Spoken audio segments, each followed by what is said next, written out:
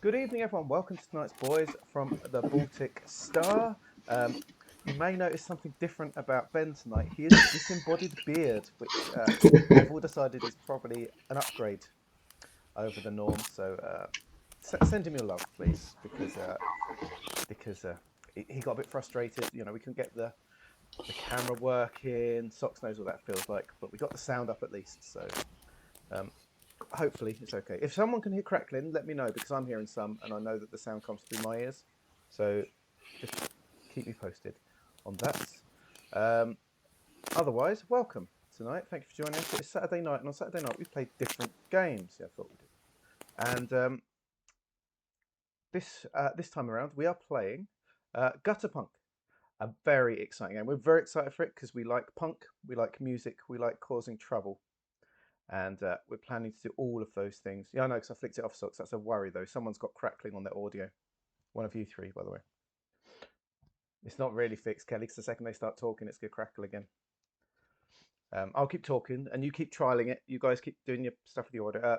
Ewan's off, but I can still hear it. Ben, can you mute yourself, please? This is a good, strong start. So we try and be really professional when people turn up, and it never works. We should learn by now. An absolute mess. Yeah, certainly that. But the problem is not Ewan. Congratulations, Ewan. You are not the problem tonight. So. Oh, controversial.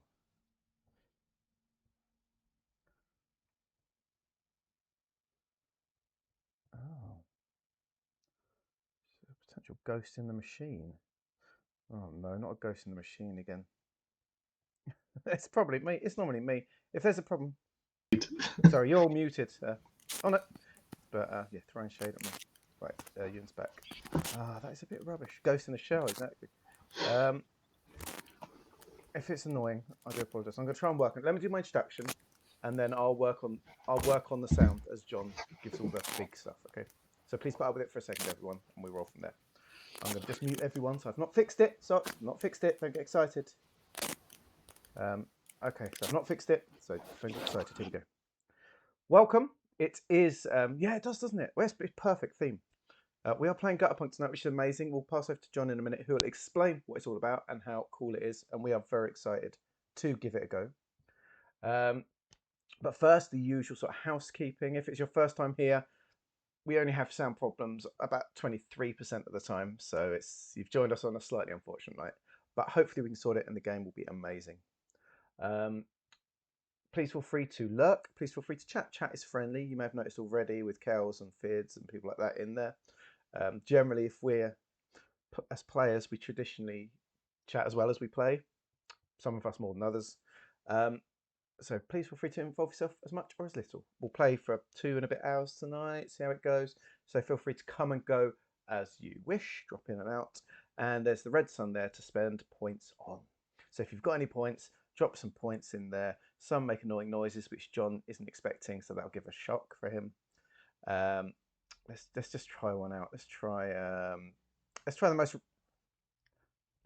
rock and roll song we've got. Here we go.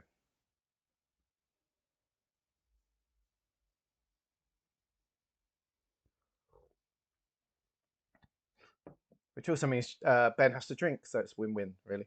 But yes, so feel free to do that or not. My name is Luke. Hello in the bottom right-hand corner. Above me, as a place I like him to be, close to my heart, the housewife's favourite, the most rock and roll of all the sick people in Faversham right now. It is Ewan. Good evening, Ewan. How are you? Hey, Luke. Yeah, I'm pretty unwell, to be honest, but I'm very excited to be here. I haven't actually mentioned, but if I do run off, to actually be sick, don't worry, just carry on. I'm a method actor, so it's all part of the punk lifestyle. But no, I'm really excited. And we all know that when Ewan says he's excited, that is a guarantee that there is excitement going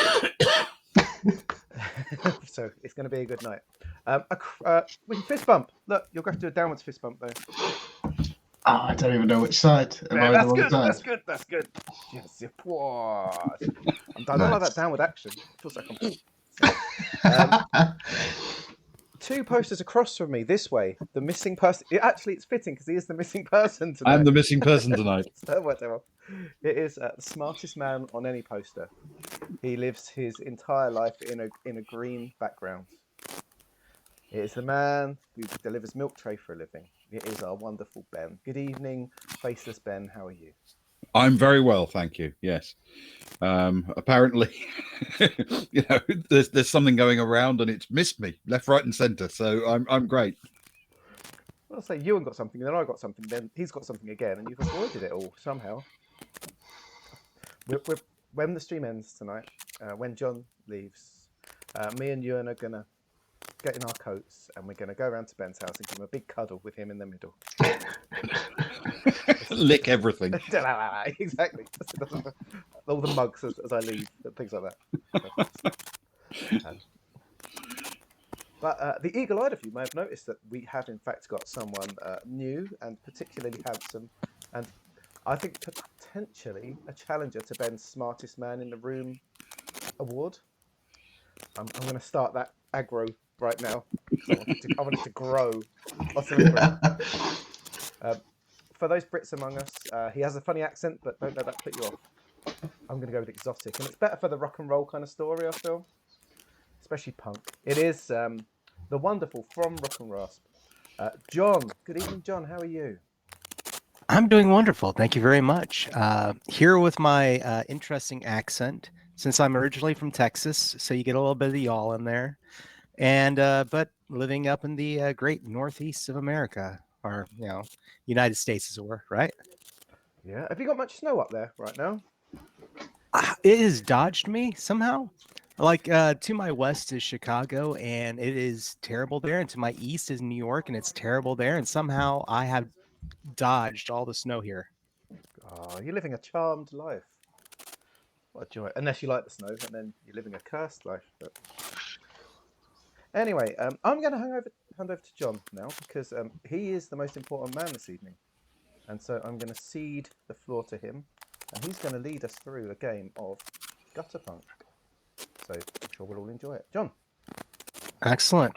Well, hi everyone. Yes, my name's John, and I'm here with Rick and Rasp. And I want to say thank you so much to our hosts tonight, with boys from the Baltic Sea, or Star, not Sea. There's a difference. We'll travel everywhere, But anywhere you want us to travel. Both are real things. It's fine. but I just want to thank you for the opportunity to do this and literally share this game with you. Gutterpunk is my brainchild that is based upon two things I absolutely love, and that is gaming and punk music. For about 10 years, I was in a punk band in the United States. I was signed to a small punk label, which really I think of it more as a punk union because it really wasn't any contracts or anything like that. It's like, hey, you want to put out an album through us? Cool. Here you go. Let's do it. And did that a while back. And so opportunity to make this game has been an absolute blast. That said, Gutterpunk is a storytelling style game that involves a pretty simple premise, and that is that you, my players, are punks or musicians who have traveled cross-dimensional to another world. And it's a world where there are pretty much no other people. You will occasionally run into more punks. There is a punk scene here, but by and large, the world is populated by various monsters that are representative of forces and ideas in our world. They're like literal caricatures of the things that we face in life. And the way the tagline of the game is pretty much a cross-dimensional tale. I'll just actually read it here. Cross-dimensional tale of a world where facing the very real and destructive forces of authority are done with magic, music, and attitude. So my players have some character sheets in front of them. Really quick, I'll explain the mechanics of the game. It is going to be a simple meter beat system involving a D6 most of the time. So what happens is that when I start up a scene, I'm going to introduce what's called tempo.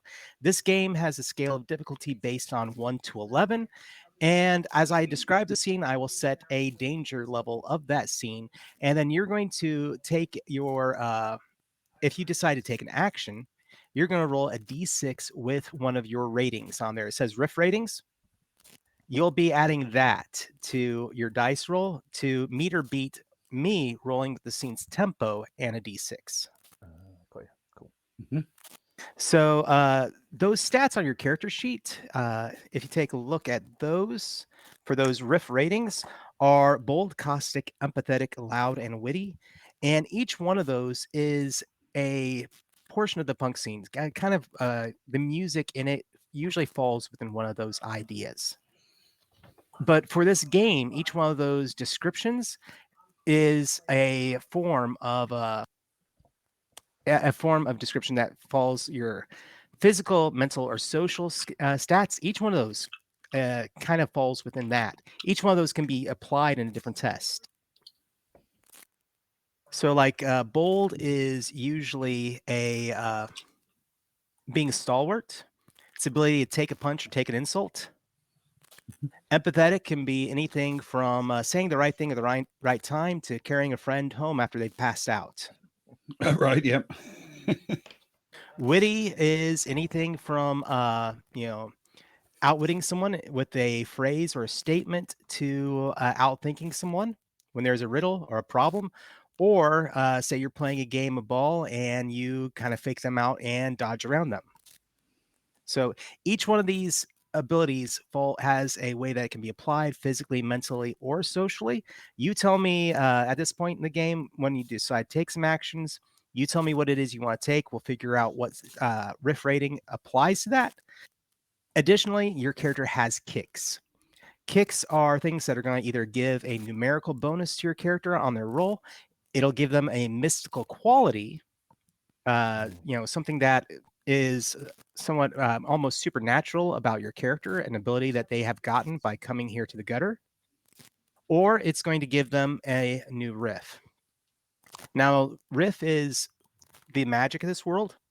And magic usually only comes up in a scene if you hit a point where you feel like there's no other way to get around it. You don't have any other idea, and you want to try and solve it with magic. We'll get into the mechanics of that when it comes time, but essentially, music is magic in this world. Magic is music. You hold out your hand in the air, a guitar forms made out of pure energy, and you play a riff. And we'll worry about that when it comes time. Okay? Excellent. So, how about we go ahead and start this up? Sounds brilliant. Yeah, perfect. All right. Perfect. Tonight, I'm going to be running you through an adventure, which is called Adventures on the Road to Ruin. This is one that I actually put out to those who signed up for my mailing list for this game. When I originally created it, I put out a mailing list for people to sign up for the Kickstarter, and they all got this adventure for free, which will not be published anywhere else. So you are also going to get the opportunity to play this game that no one else is ever going to be able to have. Wonderful. Nice. Well, thank you very much. And we're playing it now. Yeah. There you go. Oh, there we go. Excellent. All right. But So- don't judge it on how we play it, everyone. I always have to say.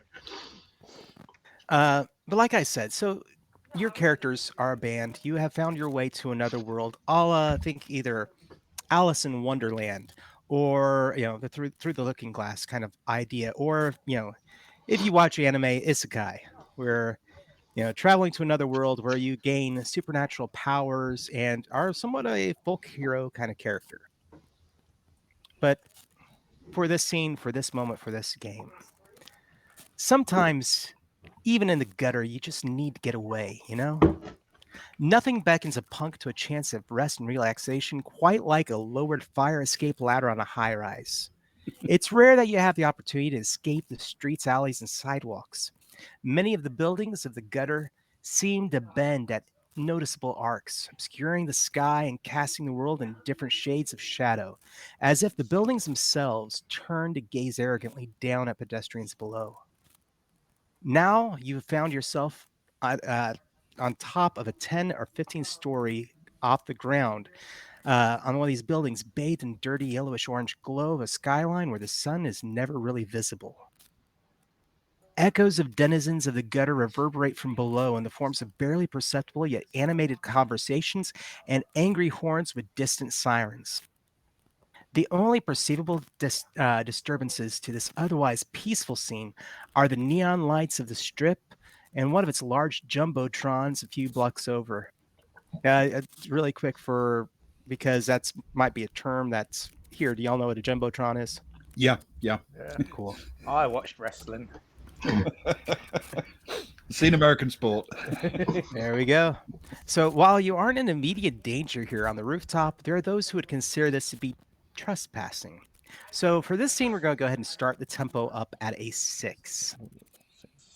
Okay. So you have this moment where you're up on top of this building, and I think that this is a great moment for us to introduce your characters to the audience and to each other.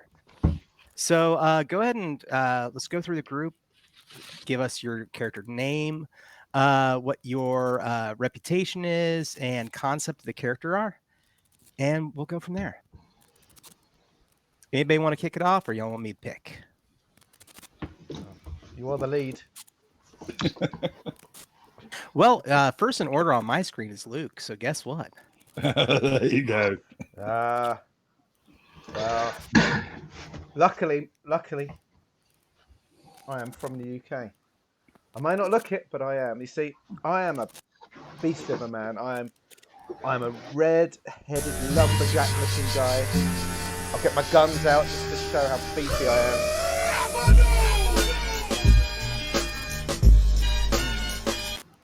I'm taller than just about anyone in the room, and I like to keep an eye on my fellow bandmates. You know, when things get a bit ruckus, when the fights start, when the bouncers are trying to kick us out or keep us out, I'm the one that goes there and smooths things over, usually physically.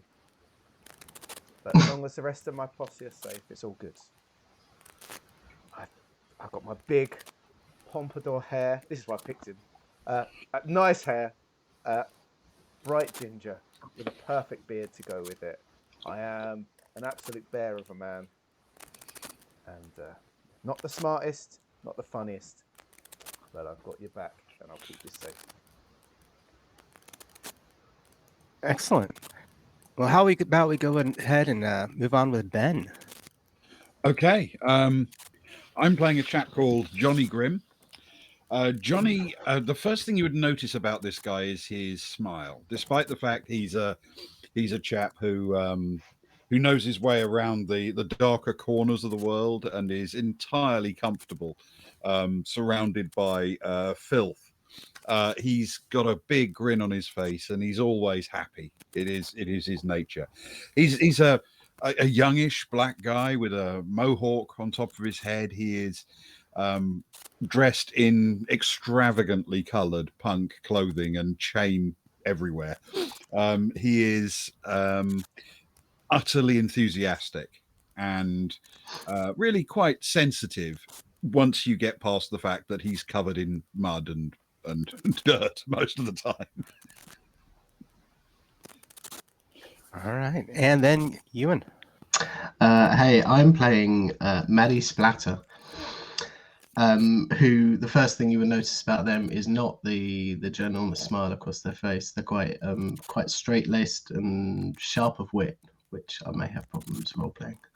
They are a punk rock purist, however. They're here for the punks. They're here to not be anything to do with the mundane day-to-day life that everybody else has with their 9-to-5 jobs. Quite stylish in the way they dress, regardless of how they dress. They always have their blue denim jean jacket.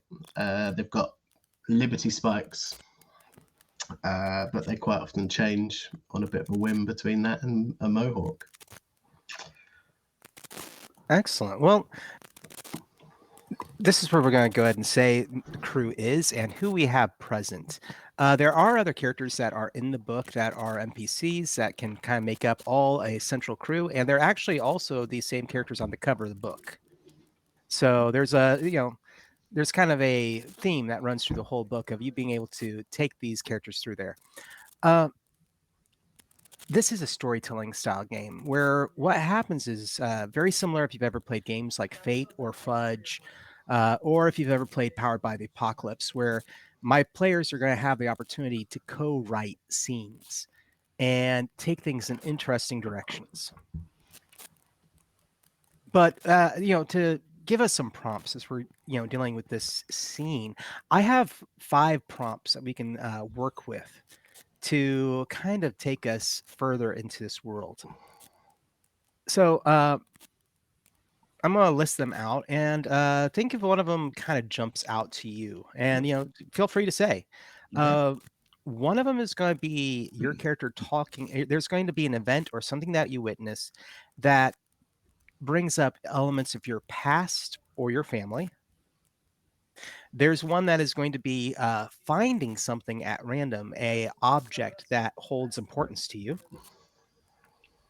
There is working on your music. If if that sounds like something you would want to do. There is the expression of something of yourself outside of music. And the final prompt that we have is something that has to do with worrying about danger to you or your crew. So out of those prompts with us going forward, is there anything that jumps out at anyone? Yeah, for me, I think worrying about danger sounds like the right kind of thing for Johnny. All right, so danger, Luke, Ewan, you got one for y'all? Yeah, I'll find an important object. I'm going selfish from the start. And I'm a fan of the music. I'm here for the punk. All right. Well then, Ben, I'm going to go ahead and start off with you then. So there are those who say that discretion is the better part of valor, and you tend to agree with them. You really didn't like the idea of going up here on the fire escape and were worried about getting attacked or trapped up here. Mm-hmm. What are some ways you went about securing your position or ensuring a path to escape as you were coming? Well, we were climbing up the outside of the building, weren't we? Yes. So on the way up, the first thing I think you'd have probably seen is Johnny was every time you got to a different platform level, he was giving it a good sort of yank on the way up to make sure it was properly moored to the building. These things can get rusty and a bit dangerous, so he's going to make sure that was clear before other people climbed on, and we added additional weight. But the other thing is, as soon as I got to the top, I did a little sort of patrol around the roof's edge, looking for any sign of trouble. As soon as we got up there. All right.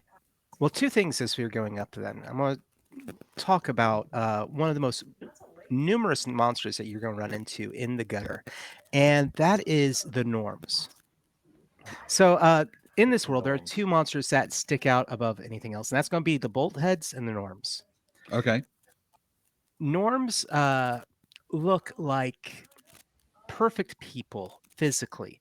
They think 1950s Coca-Cola ads, or I'm trying to think of different things that These are would Stepford people. Yes, Stepford. If y'all have seen WandaVision, when when that was Mhm. very perfect, everybody had a very certain look to them. Now that's the physical moments of this, but take with that they have exaggerated smiles, and gigantic. Have you ever seen the music video for Soundgarden Black Hole Sun? Not that I can remember. Yes, All right. Absolutely huge smiles, bigger than the Joker in the movie. I mean, just Right. full of teeth, stretching from ear to ear, huge eyes.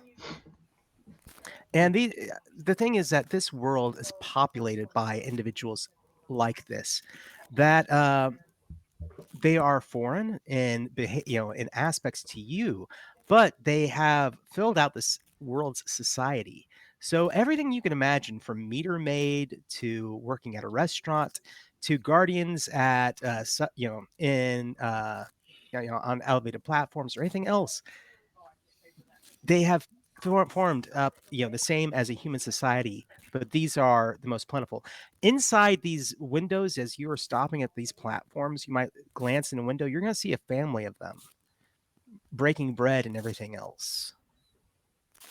Down when you look over the edge of the buildings, you're going to see streets filled with them moving about, as well as other more alien style of monsters that are just as plentiful as a big city and the people that make it up.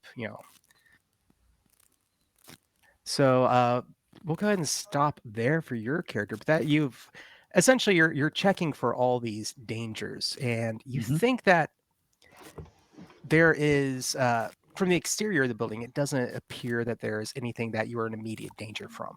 But there And is a family of Norms sitting down to an oddly well-presented dinner that I can see through the window on the way up.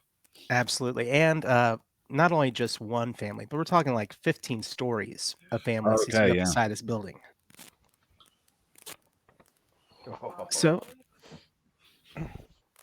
how about our musician? Ewan, that was you, right? Mm-hmm. Yes, indeed. So, for you, standing on the edge of this building is making you feel alive. You reach out your hand, and from an energy and power, you summon an instrument humming and waiting for your command. Now, in your case, how about you describe the instrument in the song you're playing? Yeah, sure. So they hold out. Oh wait. Is that the tune you're playing? What a tune! Maybe not. But they hold out their hand and they summon a very dark, purple and white, wispy